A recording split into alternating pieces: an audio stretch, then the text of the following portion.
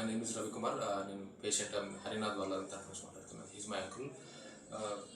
Patient issue వచ్చేసి తనకి last 1 month నుంచి హార్ట్ దగ్గర పెయిన్ వస్తుండే. సో అది ఇద్దరు గ్యాస్ట్రిక్ పెయిన్, హార్ట్ రిలేటెడ్ అని చెప్పి డాక్టర్ రజనీ మేడం ఉంటారు కొండాపూర్ సిఆర్ ఫౌండేషన్లో, తన దగ్గరికి వెళ్ళినాం. తను డాక్టర్ శరత్ చంద్ర గారిని రిఫర్ చేశారు.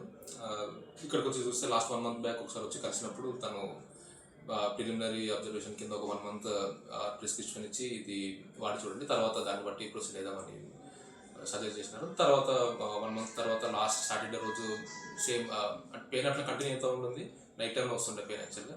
సో లాస్ట్ సాటర్డే రోజు మళ్ళీ కొంచెం పెయిన్ అనిపిస్తే ఆ రోజు ఈవెన్ సండే అయినప్పుడు డాక్టర్కి కాల్ చేసి ఇమీడియట్గా రమ్మన్నారు. వచ్చిన తర్వాత అడ్మిట్ చేసుకొని ఎంజియోగ్రామ్ చేద్దామన్నారు. సో అడ్మిట్ అయినాము. నెక్స్ట్ డే ఎంజియోగ్రామ్ చేసి సో హార్ట్లో బ్లాక్స్ ఉన్నాయి. ఫస్ట్ యాంజియోగ్రామ్ రోజు 1 minor బ్లాక్ ఉంది. సో దానికి స్టంట్ వేయాలని చెప్పి సజెస్ట్ చేశారు. Next day